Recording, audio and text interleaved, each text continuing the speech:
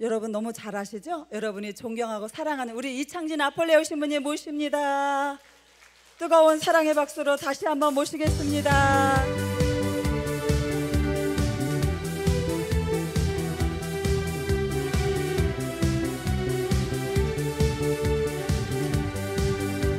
우리 사랑해요.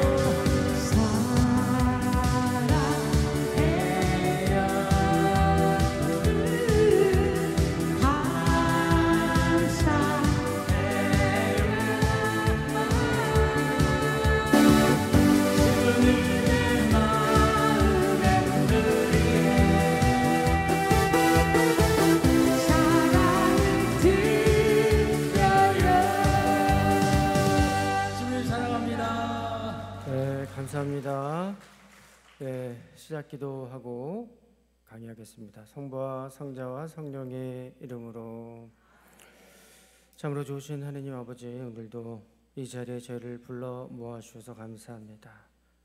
오늘 주님께서 이 자리에 주인공이 되십니다. 오늘 당신의 영광을 드러내시고 오늘 이곳에서 하는 모든 일이 저에게 모두에게도 유익이 되게 하소서. 또한 저희를 위해서 늘 기도해 주시는 성모 어머님, 이 시간도 어머님의 도움을 청합니다. 이 모든 기도 성모님과 함께 우리 주 예수 그리스도를 통하여 비나이다. 성부와 성자와 성령의 이름으로. 참 예수님, 네, 지금 성모 신심 세미나를 하고 지난번에는 봉헌 미사도 다 했나요? 네, 오늘은 그래서 이제 성모 신심을 성장시키는 방법에 대해서 말씀을 드립니다. 저도 많이 배워야 하지만 제가 알고 느끼는 것만 말씀드리도록 하겠습니다.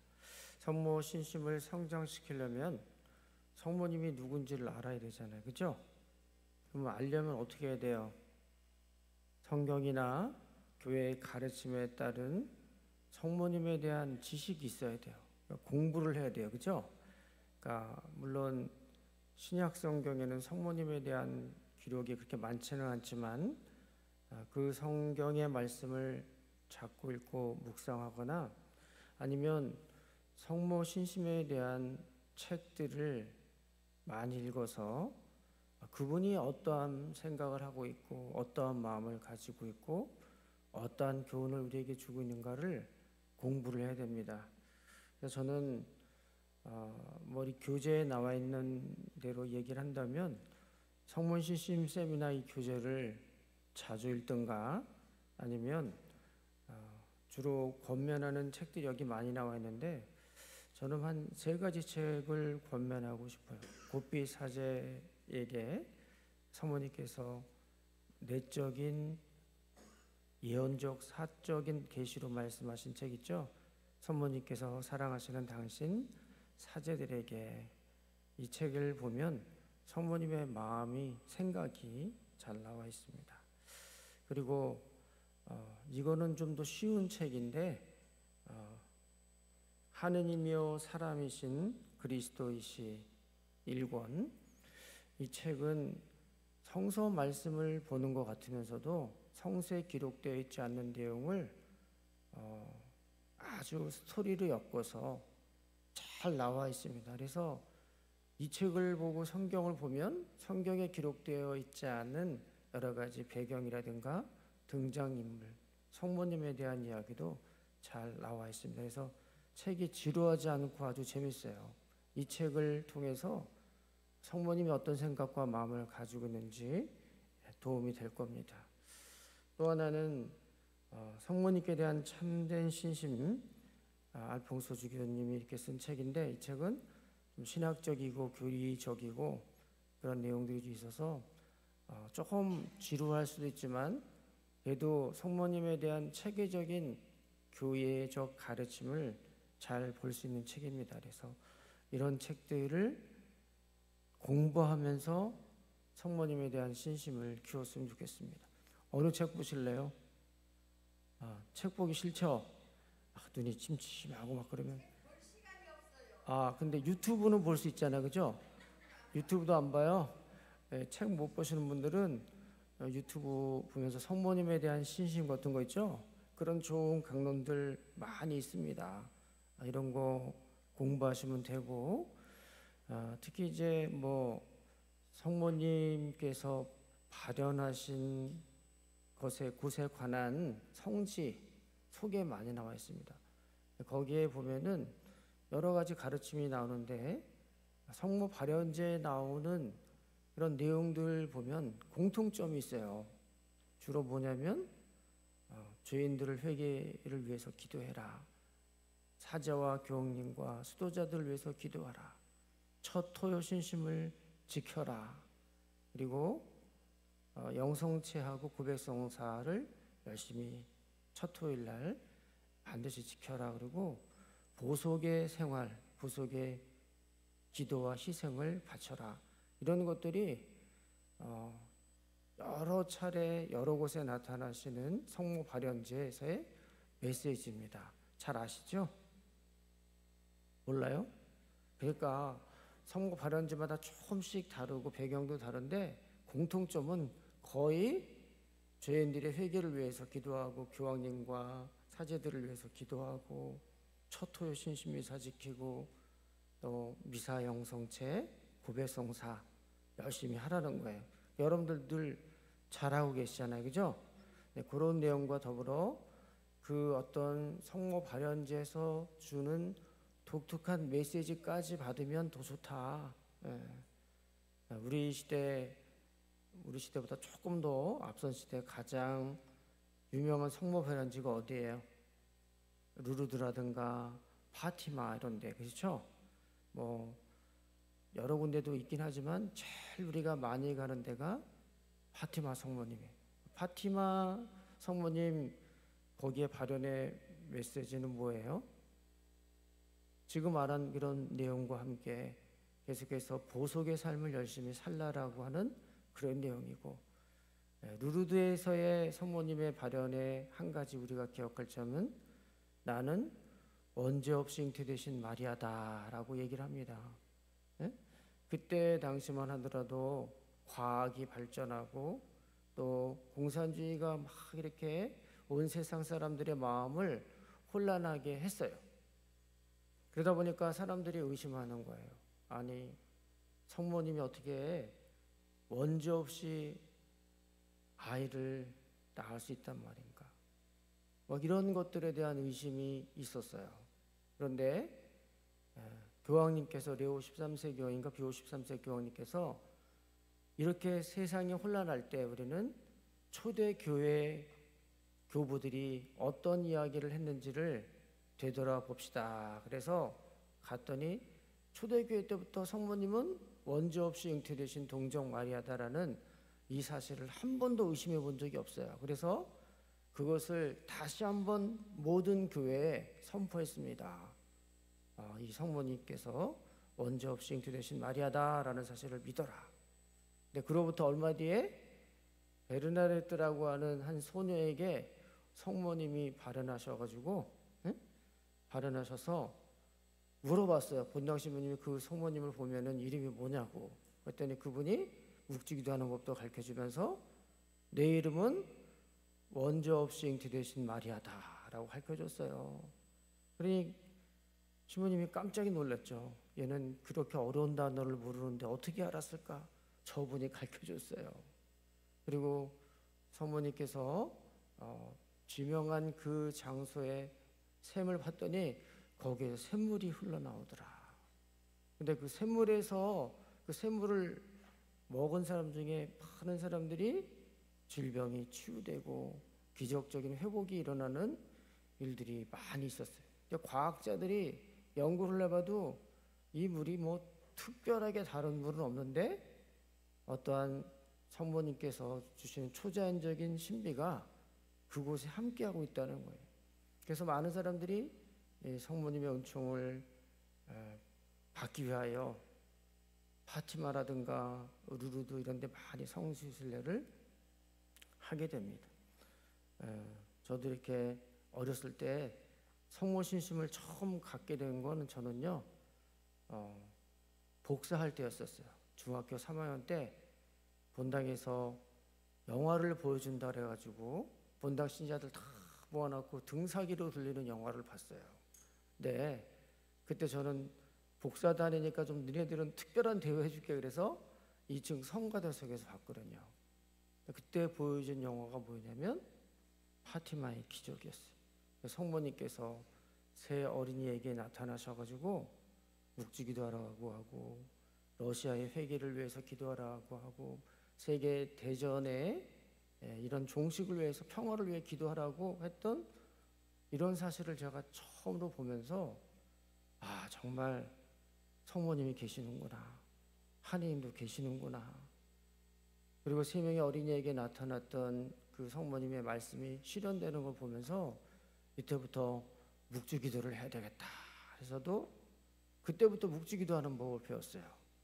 그래서 매일매일 묵주기도를 5단씩 바쳤고 푸른 군대에도 들어갔고 그러다 보니까 성모님께서 저를 어디로 이끌어 주셨냐면 청소년 성령 세미나 그걸 이끌어 주셨어요. 그래서 저는 저희 어머니가 그때 당시에 성령을 체험하면서 이 미군 부대에서 옛날에 식빵 같은 거 막 나눠줬나 봐요. 근데 그것을 먹고 급하게 드시다가 5학년 때 드셨는데 체해가지고 위장병이 잘 안 났어요. 항상 속이 아프고 했는데 성령 하느님을 체험하면서 위장병이 치유된 거예요. 그러니까 맨날 어머니가 이제 기도하러 다니고 뭐 어느 기도회도 갔다 저기 기도회도 갔다 그러고 이렇게 3-4명이 모여 다니면서 기도해줘요. 그리고 누가 아프다 그러면 막 하고 저를 위해서 기도해 주는데 막 이렇게 예언 같은 걸 하시는데 성모님 목소리가 나와. 뭐 너는 내가 사랑한다 뭐 어쩌든 그렇게 하면서 뜨거운 감동을 경험했던 적이 있었어요. 그래서 이게 성령 그 세미나를 하게 된 것도 이렇게 매일매일 묵주기도 하다 보니까 그런 쪽으로 저를 또 이끌어 주신 것 같은데 거기서 처음 이제 하느님을 체험하고 그때도 열심히 묵주기도 했었죠. 예? 그러다가 이제 신학교 가려고 고3 때 열심히 준비를 했어요. 나는 이제 신학교 가서 신부가 되겠다. 근데 제 친구가 한 명이 자기는 의대 가가지고 아무도 모르는 곳에 가서 아프리카 같은 데 가서 의료 봉사를 하고 싶대요. 저는 그때 의대 가는 친구들이 좀 돈도 많이 벌고 좋은 일도 많이 하고 겸사겸사 하는 줄 알았는데 이 친구는 자기는 그런 명예나 부귀 다 소용없고 그냥 오로지 봉사하기 위해서 자기는 의사가 되겠다 그랬어요. 그래서 저는 생각해 보니까 신부가 되는 것보다 이게 또 괜찮은 것 같아. 그래서 우리 둘이 같이 가자. 그래서 둘이 약속을 했어요. 너는 외과 의사, 저는 내과 의사. 둘이 한 팀이 돼가지고 의대 졸업하는 날 아무도 모르게 아프리카로 떠나자. 그래서 둘이 맨날 만나서 고3 때 우리는 이렇게 살아야지 꿈꾸다가 시험 봤는데 둘 다 못 갔어요. 안 간 게 아니고 못 가서 점수가 안 나서. 그래서 일반 대학교를 다니게 됐는데 학교에 합격하고 나니까 본당 수녀님이 주일학교 교사라고. 그런데 교사하면서 정말 이렇게 좀 신심을 잃은 것 같아요. 그 전까지는 묵주기도도 맨날 열심히 하고 그랬었는데 대학교 들어가고 나서는 거의 묵주기도를 안 하고 뭐 교리 준비도 안 하고 그냥 엉망으로 좀 살았던 것 같아요. 그냥 여기저기 세상적으로 다니면서 술 먹고 다니고 막. 그러다가 여름방학 때 머리가 너무 아픈 거예요. 코가 막히고. 그래서 사촌 형한테 물었더니 내가 아는 병원에 가면은 잘 봐준다. 그래서 지금 한국은행 옆에 있는 세종이비인후과라는 데 갔어요. 거기 지금 있나 모르겠네. 근데 의사가 딱 보더니 이거는 비후성 비염이라 코 안에 살이 찌는 것이니까 코 안에 살점만 좀 도려내면은 아주 편하게 지낼 수 있대요. 그래서 수술을 했는데 그래서 막 코에 살점을 잘라냈거든요. 그날 밤에 이제 코피가 막 터져가지고 막 바가지로 막 받아낼 정도로 그리고 그냥 심장이 수축하고 팽창할 때마다 코피가 쭉쭉 나오니까 이 아예 그냥 바가지를 들고서 병원 갔어요. 근데 이 코 안에 계속 응급조치하면서 거즈를 계속해서 집어넣고 한 3m 정도 들어가더라고요. 근데 다음날 새벽에 퇴원했는데 그 다음날 밤에 또 코피가 나오고, 그래서 결국에는 이제 순천향 대학병원 응급실에 입원했는데 낮에는 피가 안 나와요. 이상하게 12시에서 새벽 4시 사이만 피가 나와. 그러니까 당직 의사가 항상 옆에 서서 언제든 터지면 나오라고 연락하라 그래서 매일 저녁 때마다 밤에 하루에 한 번씩 이렇게 석션기로 피가 막 터져 나오면 그거를 이렇게 다 뽑아내는 거예요. 낮에는 수혈을 받고, 그러다가 이제 의사 선생님이 이 학생은 이대로 두면 죽습니다. 그래가지고 입으로만 숨만 쉬게 하고 코하고 입이 연결돼 있으니까 이 연결된 부분을 막았거든요. 패킹이라서 막고. 근데 죽는다 그랬는데 한 가지 방법이 있는데 전기톱으로 머리를 이렇게 잘라가지고 그 어떤 부분을 뭐 이렇게 하면 된다고. 근데 그때 처음으로 두려움이라는 걸 느꼈어요. 뭐 죽는다는 거는 20살이니까 생각 안 해봤는데 전기톱으로 머리를 자른다는 걸 상상만 해도 끔찍한 거예요. 근데 이렇게 저를 보는 사람마다 죽는다라고 했던 게 뭐냐면, 이렇게 피가 나면은 이제 목으로 넘어와야 되는데 막아버렸으니까 코하고 입으로는 숨쉬고, 그러니까 머리 안에서 피가 이제 고이는 거예요. 그러면 이제 눈물샘으로 막 피가 차면 눈물샘으로 막 나와. 그러니까 보는 사람마다 다 죽는다고 한 거죠. 저는 이제 본당에서 본당 신부님, 보좌 신부님, 손님 신부님까지 번갈아 가면서 저 기도해 주러 오길래 내가 주일학교 교사니까 좀 특별한 대우 해주나 보다. 나중에 보니까 그게 저를 보고 간 사람마다 아유 신부님 저 학생 죽을 것 같아요. 종보성사 주세요 그런 거예요. 옛날에는 종보성사는 다 죽기 전에 마지막으로 주는 성사라고 그렇게 알고 있었어요. 그러니까 성사를 3번이나 받은 거야. 2주 동안에 얼마나 다급했으면 신부님을 불렀을까요? 그러니까 저는 그걸 몰랐는데 저도 이렇게 이제 머리를 전기톱으로 자른다는 얘기를 들었을 때 그때 이제 두려움을 느끼고 기도해야 되겠다. 근데 오랫동안 제가 중학교 3학년 때부터 고3까지 한 4년을 매일 묵주기도를 했는데 대학교 들어가서 거의 안 했거든요. 그때 다급하니까 묵주기도를 딱 하기 시작하면서 어떤 생각이 들었냐면은 이제 수술하기로 한 그날 아침 어머니와 묵주기도를 하는데 옛날에 교리를 가르쳤던 수녀님이 루르드 얘기를 한 적이 있어요. 거기 가면 샘물이 있는데 그 샘물을 먹고 수많은 사람들이 기적적인 치유를 받았다. 그 수녀님 말에 의하면 그 루르드에는 커다란 종합병원이 있어갖고 그 종합병원에서 여러 가지 검사를 하고 이 사람 불치 환자다라고 판명이 나야만 그 물을 준대요. 그리고 병원 옆에는 휠체어가 이만큼 쌓여있고 목발이 이렇게 쌓여있고 들 것이 이렇게 쌓여있대요. 다 치유돼서 걸어가서. 근데 그때 그게 진짜인 줄 알았는데 가보니까 종합병원이 없어요. 병원도 없고 뭐 이렇게 막 쌓아놨다는데 이게 없는 것 같아. 못 봐서 그런지. 어쨌든 다급하니까 그러한 지푸라기도 붙잡는 심정이더라고요. 그래서 저에게도 그런 행운이 따랐으면 좋겠다. 그런데 뭐 그때는 해외여행 자유화도 안 됐는데 그러한 기적수가 어디 있겠어요. 근데 이렇게 저를 위해서 기도해 주시던 연령의 부회장 할머니가 제가 지금 할머니라고 하지만 그때는 할머니인 줄 알았어요. 그때 59세였거든요.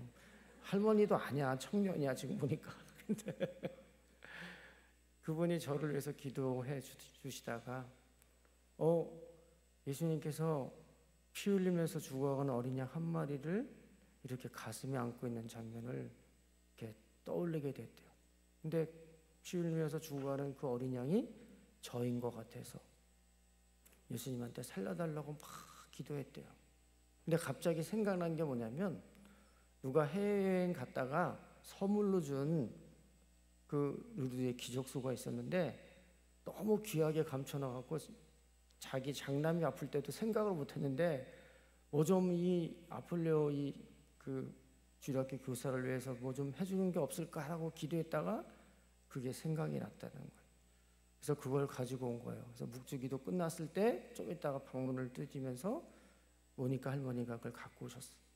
그래서 이제 수술하기 전에 그거를 먹고 이제 수술대에 갔는데 이제 패킹을 풀면 머리 안에 고였던 피가 쫙 흘러나와야 되는데 피가 안 나오는 거예요. 그래서 일단 증상이 좋아진 것 같고 지혈이 어쨌든 1차적인 목적이니까 그럼 오늘은 하지 맙시다. 그날 밤에 처음으로 병원에 입원하고 나서 한 번도 그날 밤에는 피가 안 났어요. 코피가 매일 나오던 코피가 밤마다 나오는데 일주일 동안 또 안 나오는 거예요. 2주째 또 안 나오니까 그냥 퇴원해라. 이제 아직까지도 안 나오고 있어요. 딱 한 번 나온 적은 제가 코를 좀 후벼가지고 코피가 조금 난 거 외에는 한 번도 안 났다. 그래서 저는 이게 많은 사람들이 루르드의 기적 얘기를 많이 하는데 저도 직접 가보지는 않았지만 그런 은총을 체험했다. 그래서 정말 성모님도 계시고 하느님도 계시고 또 이 천상적 은총, 치유의 은총도 분명히 있다라는 거예요. 그래서 이러한 그 발연지에서의 그런 체험이나 그런 좋은 내용들, 은혜 입은 이야기를 우리가 자꾸 듣게 되면 성모님에 대한 믿음이 성장하겠어요? 안 성장하겠어요? 네, 그래서 그러한 발연지에 관련된 좋은 정보 이런 거 책이나 또 인터넷 또 다른 사람들의 체험담을 들으면서도 우리는 성모 신심을 성장시킬 수 있습니다. 어떤 이런 인터넷을 보든 뭐 책을 보든 우리가 이렇게 먼저 성모님께 대해서 묵상하고 기도해야 될 것은 저는 그거라고 생각해요. 저는 이제 제가 제일 먼저 마음에 드는 성모님에 대한 이미지는 뭐냐면 말씀에 순종하는 성모님이에요. 우리 6장 첫 루카복음 1장 38절 성모 신심을 성장시키는 방법에 그 손마이크로 하겠습니다. 보십시오. 저는 주님의 종입니다. 말씀하신 대로 저에게 이루어지기를 빕니다. 저는 성모님을 공부하고 묵상할 때 제일 먼저 우리가 배워야 하고 묵상해야 될 점은 바로 하느님의 말씀에 순명하는 성모님의 태도인 것 같아요. 저의 경우는 그렇습니다. 성모님 하면 떠오르는 것이 뭐냐면 자기의 고집이나 주장을 펼치지 않는다. 하느님 앞에서 항상 이 몸은 주님의 종입니다. 말씀하신 대로 그대로 제게 이루어지십시오라고 말해요. 저는 이렇게 말씀에 순명하는 태도가 어쩌면 우리 신자들이 가져야 될 가장 배워야 될 제일 좋은 덕목이 아닌가. 누구나 다 자기의 욕구가 있어요. 자기의 바람이 있기 때문에 하나님 앞에 열심히 기도하는 사람조차도 자기의 마음을 완전히 비워내지는 못합니다. 성모님하고 예수님하고 우리가 두 분에게 배워야 될 점 뭐냐면 내 뜻이 아니라 하느님의 뜻을 먼저 생각했다.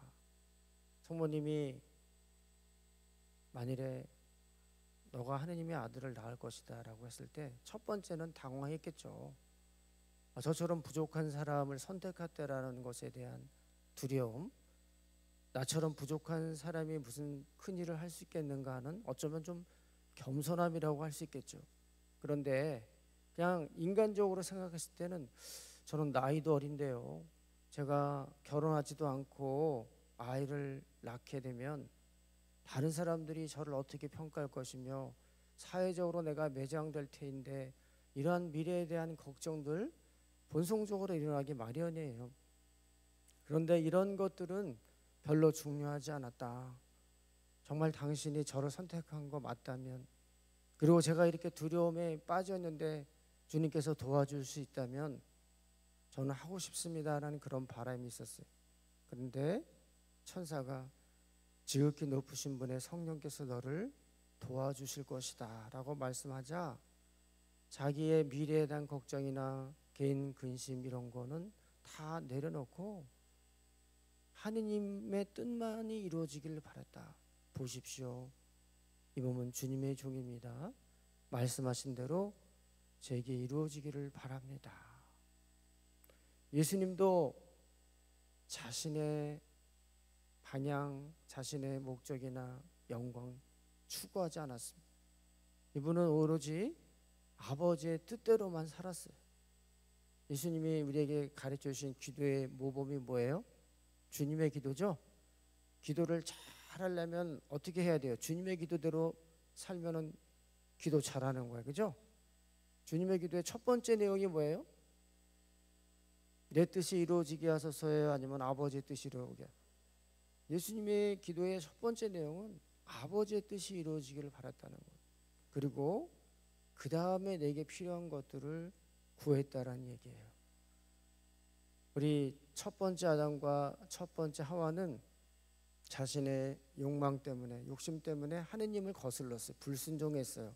그런데 새로운 아담인 예수와 새로운 하와인 성모님은 하느님께 네라고 하는 순명을 통해서 아버지의 뜻이 제게 이루어 주십시오라고 순명하면서 이제 우리에게 생명과 구원을 줬다라는 거예요. 그래서 저는 이런 부분들이 제일 묵상을 많이 해야 될 부분이라 생각해요.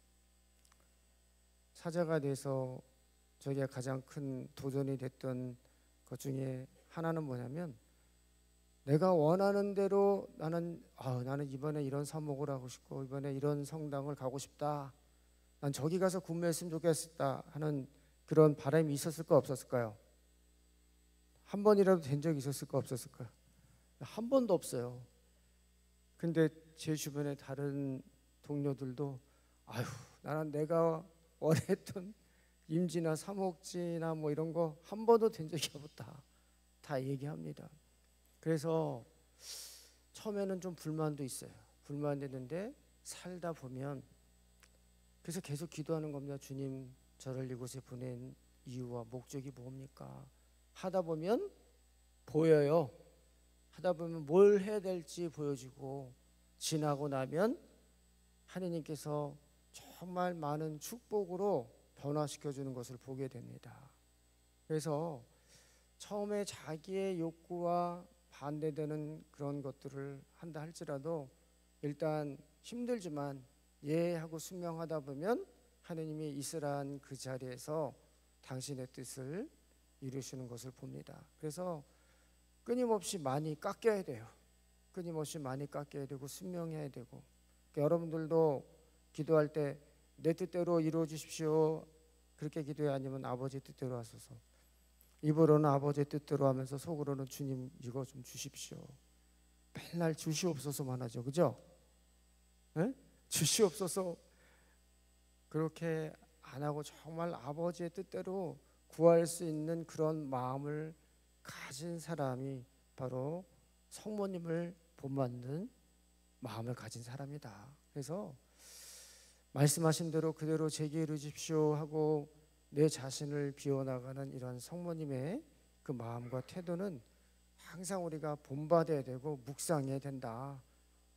그런 점이 하나 제가 배워야 될 점이고, 또 성모님한테 배워야 될 점은 뭐냐면, 그는 곰곰이 그 말씀을 가슴에 새겼다.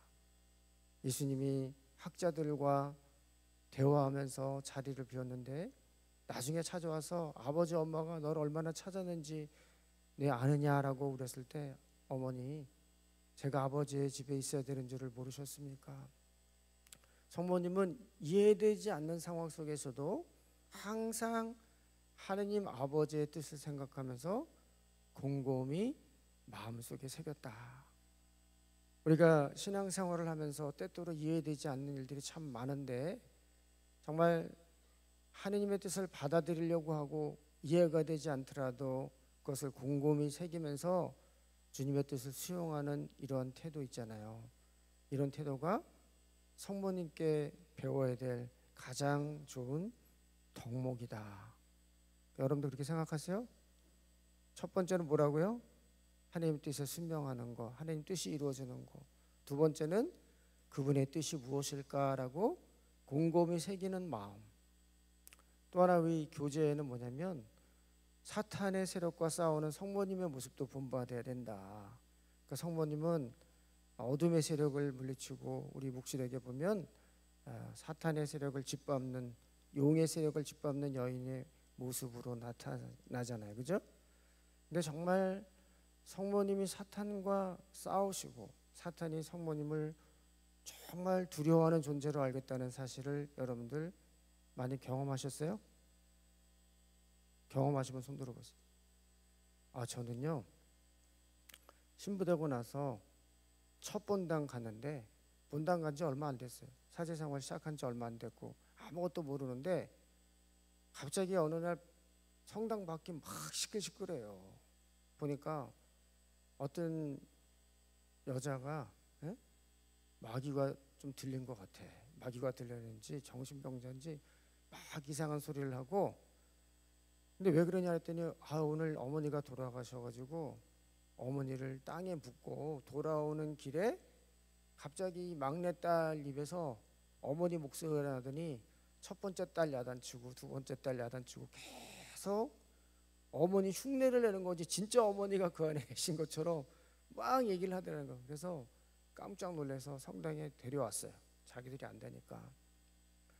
그래서 제가 성경을 읽었어요. 예수님께서 마귀를 쫓아내시는 장면을 성경에 읽고 이렇게 손을 대고 기도하는데 배에다 손을 대면 막 난리를 쳐요. 막 배에 뭐가 있나 싶어서 나중에 이제 얘기를 들어봤더니 이분이 수녀원 갔다가 나온 사람인데 아기를 못 낳아가지고 상처가 깊은 거예요, 굉장히. 근데 뭐 이렇게 하다가 마귀가 들렸어. 그래서 어쨌든 그때는 제가 뭘 어떻게 해야 될지 몰랐기 때문에 예조단원들하고 구역장님들하고 저분을 위해서 9일 기도하라고. 그래서 묵주기도를 계속해서 그 집 가서 9일 동안 했는데 나중에 그분이 싹 돌아와가지고 아주 깨끗한 얼굴로 말짱한 정신으로 시우님 제가 좀 뭐 험한 일이 있었나 봐요. 완전히 다른 사람이 됐어요. 그 성모님과 함께 묵주기도 하면서 그러한 능력이 드러났어요. 저는 이제 가끔씩 구마 기도를 할 때가 있어요. 구마 환자를 만났는데 여기 삼성사에 있을 때였다. 어떤 아가씨가 왔어요. 좀 약간 화류계 쪽에서 일하다가 오신 분이야.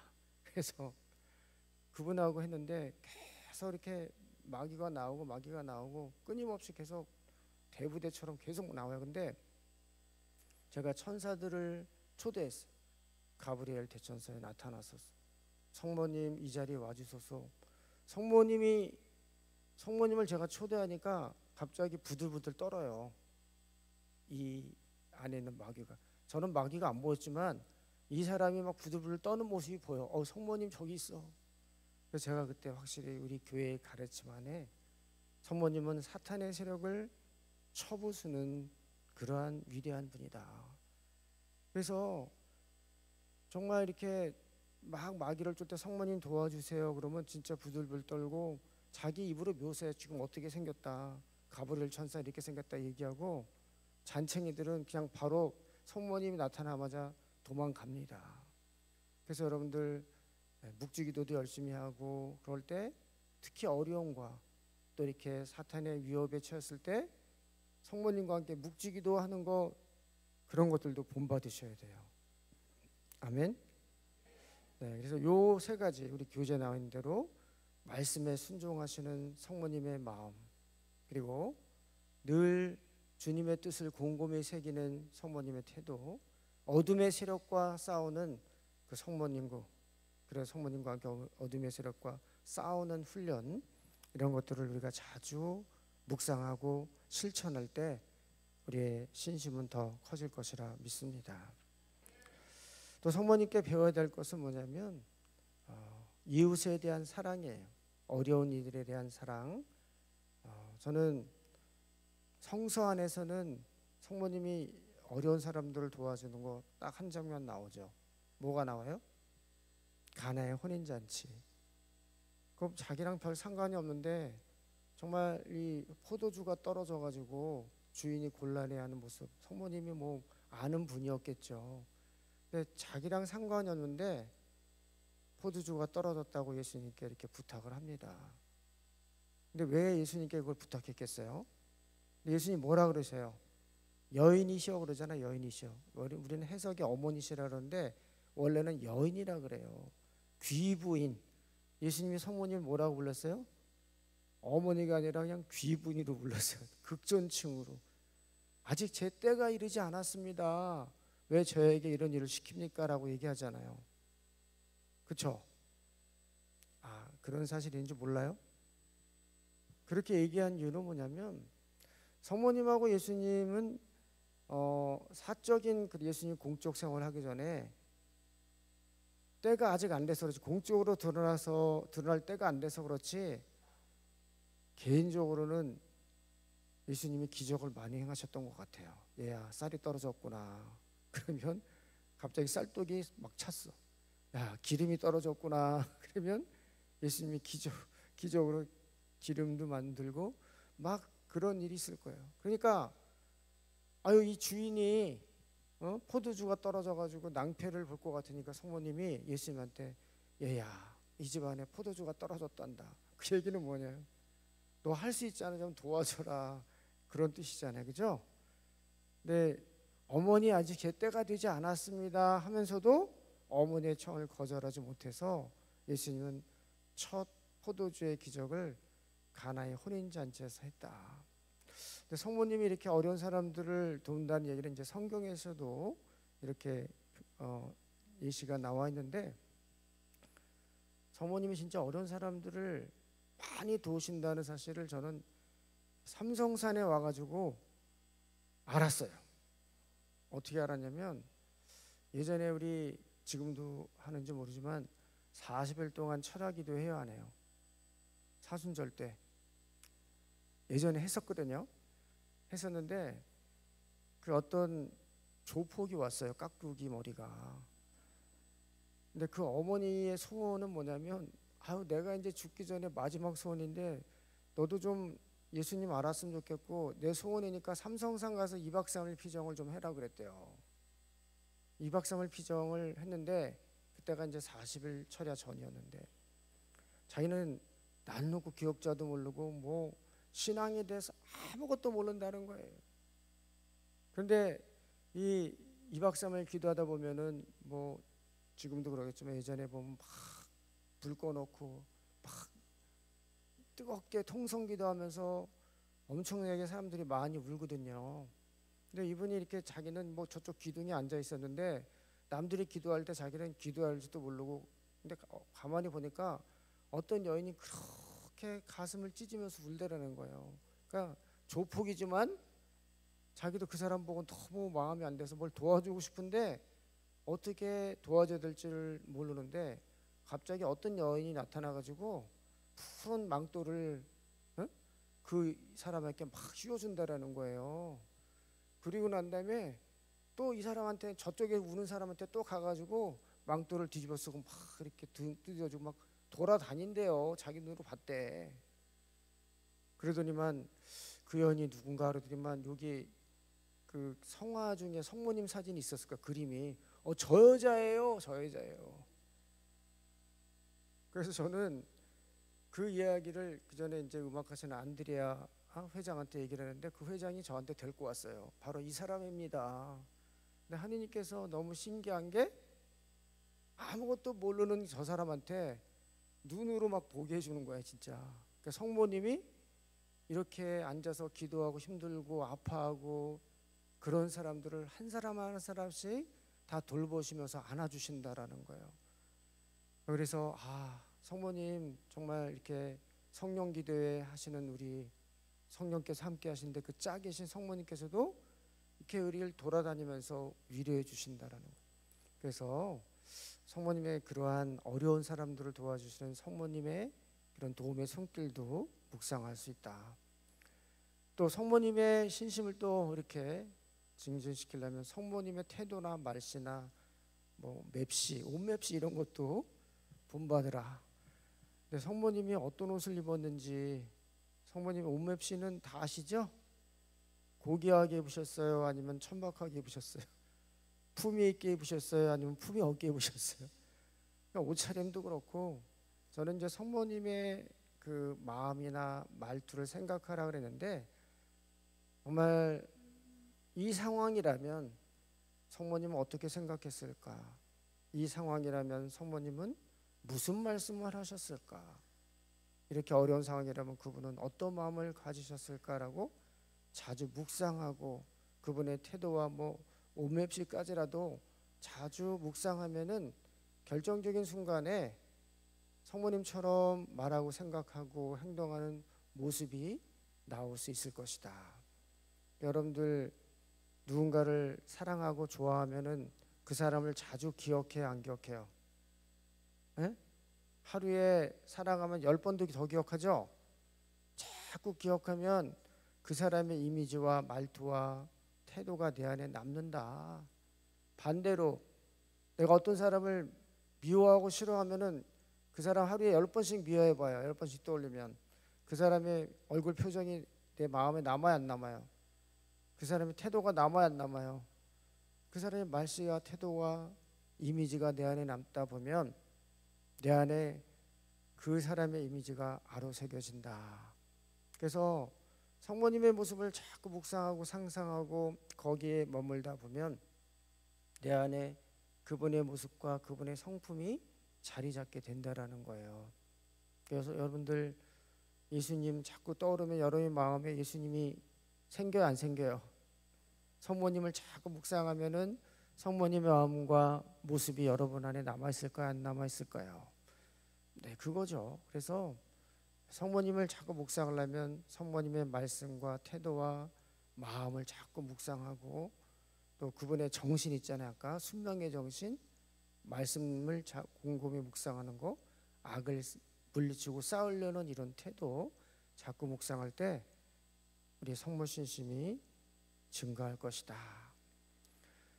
네, 그리고 성모님을 가장 잘 모시고 본받으려고 했던 사람들이 누구냐면 성인들이에요.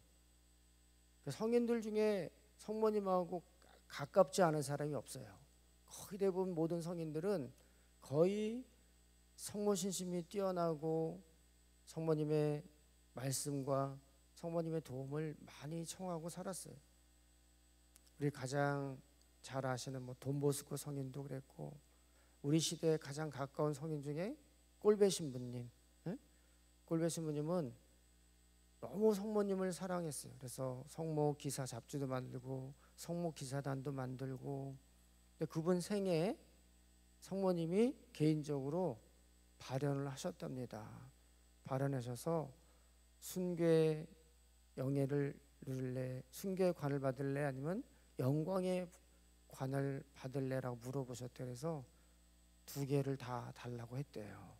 근데 꼴배 신부님은 순교도 했었고 그리고 자신을 버림으로 인하여 다른 사람들을 살리는 예수님의 모습으로 하늘나라의 영광을 입으셨어요.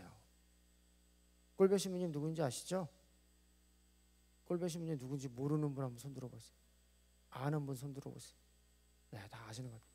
우리 2차 대전 때 아우슈비츠 수용소에서 유태인들이 막 그냥 사람들을 막 유태인들을 독일군들이 막 죽였어요. 그런데 어느 날 갑자기 아무나 막 찍어갖고 나오라 그래. 오늘은 10명을 죽여야 되니까 10명을 뽑은 건데 그 중에 한 사람이 저는 살아야 됩니다. 저는 살아남아서 노모와 자녀들을 봉양해야 합니다. 못 죽겠다고 그랬더니 대신 꼴배 신부님이 저 사람 대신에 내가 대신 죽겠어 하고 그 사람을 살리고 자기가 죽었던 거예요.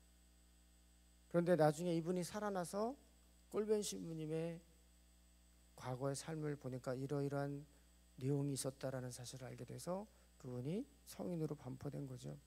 그래서 역대 교황님들의 가르침도 그렇고 성인들의 삶 안에서는 진짜 성모님하고 가까웠다. 그래서 성인이 되려면 정말 성모님을 잘 공경하고 성모님과 함께 이렇게 생활하는 사람이 되어야 된다는 것이 교회의 가르침입니다. 또 하나 이제 성모님의 신심을 증가하려면 이렇게 마음을 묵상하고 태도를 묵상하는 것도 중요하지만 진짜 중요한 것은 묵주 기도를 열심히 해야 된다. 여러분들 하루에 묵주 기도 몇 단 하세요? 20단. 저도 한 20단 이상은 하는데 제가 이렇게 처음 신부되고 나서 되게 힘들고 어려울 때 누군가가 저에게 그런 말씀을 해줬어요. 날마다 성체조배 힘들어도 하고 날마다 묵주기도를 열심히 바쳐라. 근데 그 방법 외에는 제가 일어설 수 있는 방법이 없었어요. 어떤 누구도 저를 도와줄 수 있는 상황이 아니에요. 어떤 사람도. 그래서 본능적으로 힘들면 그때부터 저는 성체 앞에 나가고 그리고 계속해서 묵주기도를 바쳤습니다. 그러니까 지금 와서 생각해 보면 제가 모든 고통과 어려움을 이길 수 있었던 보이지 않는 힘은 성체 조배와 성모님의 도움인 것 같아요. 저는 그렇게 말할 수 있어요. 그래서 지금도 막 정말 성모님 너무 사랑합니다. 막 뜨겁게는 못해도 그냥 묵주를 딱 잡는 순간 마음이 그렇게 편해집니다. 그리고 시간 날 때마다 그리고 운전할 때마다 묵주 기도를 바치면서 이렇게 모든 어려움들을 다 이기는데 성모님의 특징은 뭐냐면 우리 성령 기도에는 바로바로 하느님의 은총이 바로바로 느껴지잖아요. 그죠? 근데 성모님은 막 기도하고 어떤 내용을 하면 그 자리에서는 안 이루어지는데 나중에 뒤돌아보면은 성모님께서 다 도와주신 것 같아요. 당신 자신을 드러내지 않고 은총을 전구해 주신다. 성모님이 은총의 중재자라는 얘기를 들으셨죠? 은총의 중재자라는 얘기는 뭐예요? 나와 하느님 사이의 은총을 중간에서 전구해 주시고 전달해 주시는 분이에요. 하늘나라에 천국에 가서 예수님이 어전회의를 해요. 이 자리에 딱 있고 주변에 많은 성인들이 쫙 모여 있어요. 그런데 저기 끝에 있는 어떤 성인이 주여 아폴레오 사제가 이런 거를 간구합니다. 도와주세요라고 아레나이다라고 저기서 말해요. 그래도 들리죠, 그죠? 그런데 제일 강하게 전구할 수 있는 사람은 바로 옆에서 아유 그 아폴레오 사제 좀 도와줘. 근데 옆에서 말할 수 있는 위치에 있는 사람이 누구예요? 성모님. 그러니까 가장 강력한 은총의 전구자라는 거예요. 그래서 우리 돈보스코 성인은 우리 가톨릭 교회에 커다란 두 개의 기둥이 있다. 바로 성체와 성모님이다. 그래서 힘들고 어렵고 그리고 주님의 도움과 위로를 필요로 할 때 바로 지금 눈앞에 확 들어오는 그런 은총은 아닐지라도 끊임없이 성모님께 전구하면 가장 힘있는 전구자인 성모님께서 예수님께 직접적으로 말씀을 드리고 보이지 않는 은총을 우리 삶 안에 전구해 주신다. 그래서 저는 이거를 믿습니다. 그래서 힘들고 어렵고 뭐 안 어려울 때도 하지만 그냥 힘들면 그냥 묵주를 잡아. 묵주를 잡고 그냥 도와주세요. 우리 뭐 은총이가 가신 마리아 이거 뭐 맨날 단순하게 하는 기도 같아서 굉장히 졸리고 막 그래요. 응? 졸리고 그래도 중요한 거는 정성이잖아요. 그죠? 정성. 응? 예전에 너무 피곤해 갖고 제가 보좌 신부 때 묵주기도 하다가 잤는데 밤새도록 제가 묵주기도 하는 거예요. 밤새도록. 근데 피곤하지가 않아. 아침에 일어났는데 너무 기분이 상쾌해. 그래서 이게 어떻게 보면 이 묵주기도는 성모님께 바치는 기도일 수도 있지만 성모님과 같이 하는 기도다. 따라해보세요. 묵주기도는 성모님과 같이 드리는 기도다. 네, 그래서 외롭지가 않아요. 혼자 드리는 기도가 아니라 내가 기도할 때 성모님도 같이 옆에서 기도하신다. 그래서 제일 좋은 방법은 시간을 내서 뭐 환희의 신비, 뭐 영광의 신비, 그 신비를 묵상하면서 관상의 경지까지 들어가면은 제일 좋아요. 그러나 바쁘거나 환경이 그렇지 못하더라도 좀 분심이 생기면 어때요? 나는 묵주기도 할 때 분심이 하나도 안 생긴다. 손 들어보세요. 저는 엄청 분심 많이 생기거든요. 그래도 내가 어머니를 찾고 어머니와 함께 기도한다는 마음으로, 이 정성이 중요하잖아, 그죠? 그래서 그 마음을 가지고 봉헌할 때 주님께서는 그 기도를 기쁘게 받아주신다. 성모님과 함께 드리는 기도다 생각하면 좀 기도 못하면 어때? 분심이 들면 좀 어때요? 물론 이 묵주 기도하다가 관상의 경지에 들어간 신부님들도 계세요. 저는 박교철 신부님한테 얘기를 들었는데, 박교철 신부님은 진짜 미국에서 엄청 힘들었을 때 어디 가서 말할 데가 없잖아요. 그러니까 그냥 성체조배한 거야. 성체조배할 때 여러분들 뭐 하세요? 처음에 뭐 성서 좀 묵상하다가 너무 할 거 없잖아, 그죠? 예?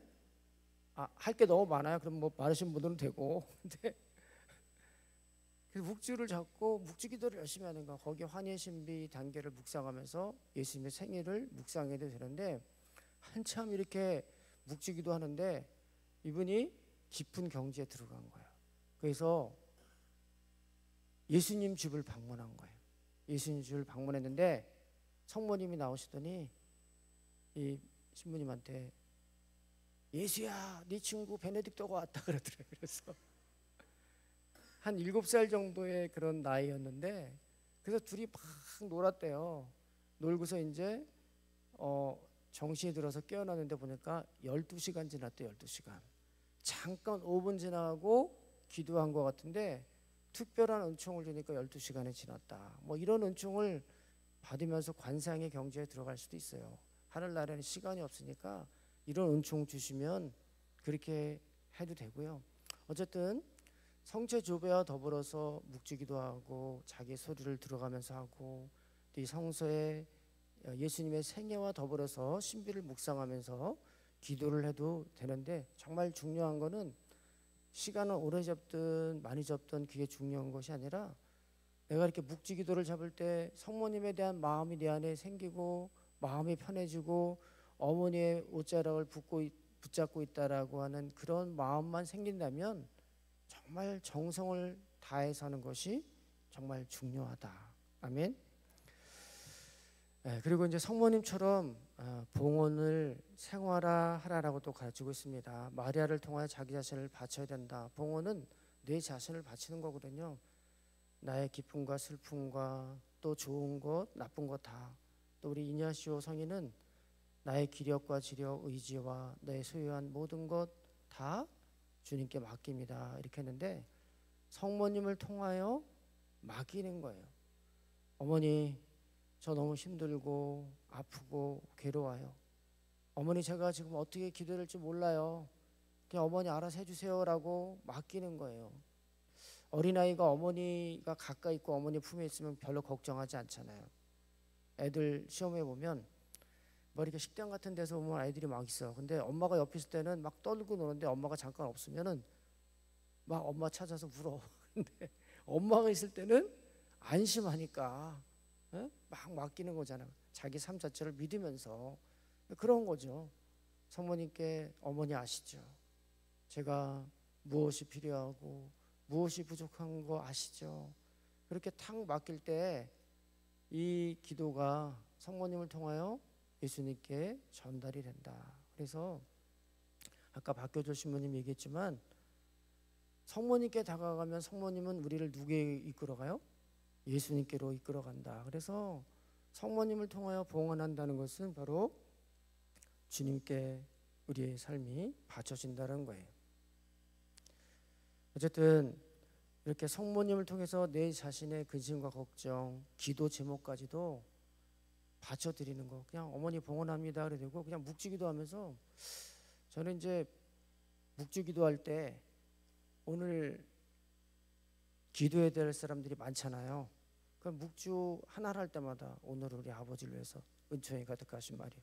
두 번째는 우리 어머니를 위해서, 가족들 위해서 하고, 제게 기도 부탁했던 사람들 있잖아요. 그 50단 다 돌아가면 50명 하는 거예요. 예? 5단 다 돌아가면 50명을 기도할 수 있어.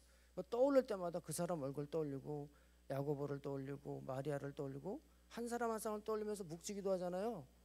기도가 재밌어요. 재밌어. 예? 한 사람 한 사람 아무개를 떠올리면서 그 사람 생각해서 성문성 한번 바치고 이렇게 하면은 그 사람을 위한 기도를 성모님께 봉헌하는 것이 되죠. 그러니까 여러분들 묵지기도 어떻게 하세요? 그러니까 어떤 목적과 지향을 가지고 하셔도 참 좋다라는 거 말씀을 드립니다. 예, 그리고 또 이렇게 성모님을 통한 봉헌의 실천, 저는 이렇게 기도하는 거, 누군가를 위해서 중재기도 청할 때도 그렇게 얼굴을 떠올리면서 하나하나 꽃송이 하나를 바치는 기도 효과를 많이 보고 있고, 그다음에 이제 뭔가 내가 주님 위해서 봉헌해야 되는 거, 예를 들면 뭐 강의를 온다든가 그럴 때 항상 묵주 잡고 가요. 성모님, 제가 삼성산 갑니다. 성모님, 저 어느 본당 갑니다. 오늘도 무사히 저와 함께 해주세요. 이렇게 묵주 기도를 열심히 바치잖아요. 그럼 하나님께서 참 많은 은총을 내려주셔요. 그러니까 어떤 분이 저를 위해서 기도하는데 이상하게 신부님 위해서 기도하면 자꾸 묵주가 보여요. 그래서 제 뒤에 성모님이 계신 것 같아요. 그런 말씀을 할 때 맞습니다. 저는 항상 뭐 봉사하러 갈 때 이 성모님과 함께 묵지기도 열심히 바칩니다. 이렇게 얘기한 적이 있고요. 또 저는 이제 답심리 성당에 본당 신부로 있었을 때 그 본당이 이렇게 여 있는 본당이 아니었어요. 근데 성당을 지어야 되는데 여름에는 비가 새고 겨울에는 그냥 아무리 히터를 떼도 사람들이 추워가지고 내복을 다 입고 와도 추워요. 그런데 이거를 새로 지어야 되는데 진짜 돈을 어떻게 내야 될지, 그리고 어떻게 사람들의 마음을 움직여야 될지 잘 몰랐어요.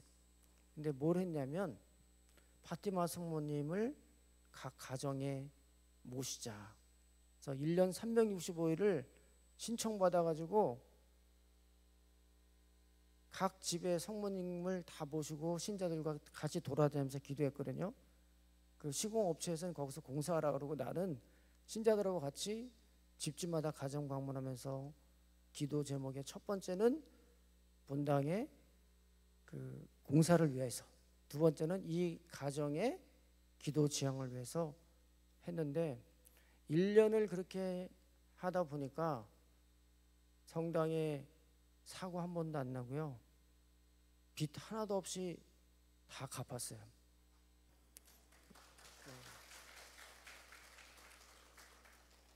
옆본당에서 리모델링 한다 그래가지고 돈도 보냈어요. 3천만 원. 그래가지고 우리 본당 신자들이 그 옆본당 가면 대우를 받아요. 우리에게 이런 도움을 준 본당에서 왔다고. 근데 저는 그때 당시만 해도 다 갚아야 되는 줄 알았는데 나중에 보니까 모든 본당에 다 빚이 있더라고요.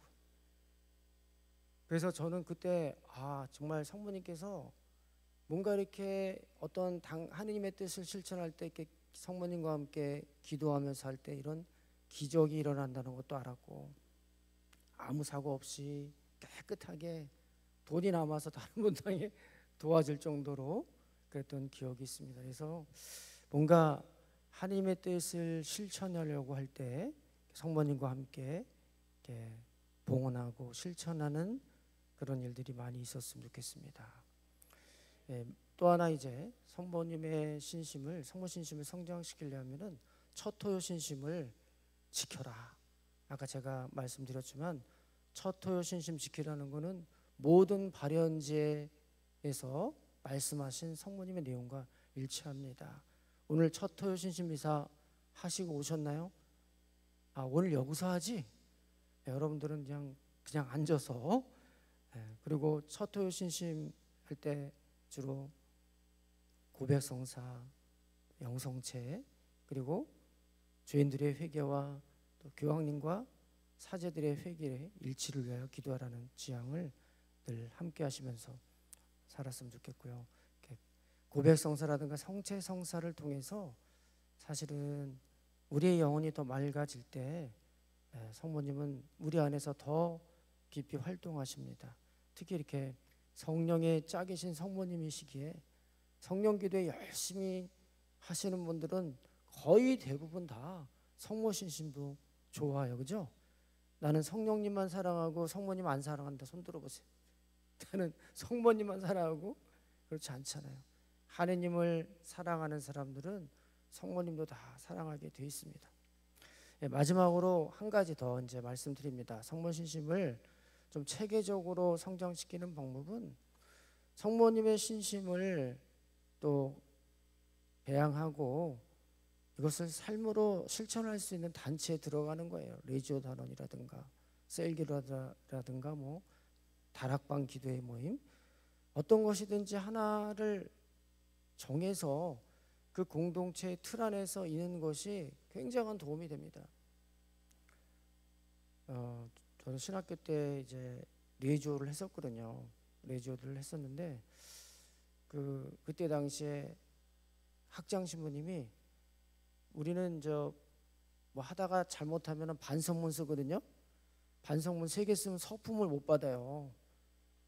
그런데 레지오 단원은 많이 봐줬어요. 그때 학장 신부님께서 레지오 단원은 왜 그랬냐면 늘 훈화 때 말씀하시는 게 우리나라처럼 성모 신심이 뛰어난 나라가 없다.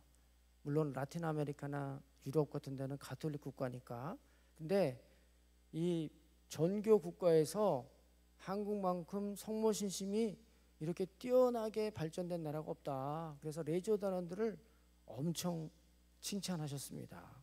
그래서 우리 본당에 보면은 굳은 일 다 하는 분들이 레지오 단원들이에요.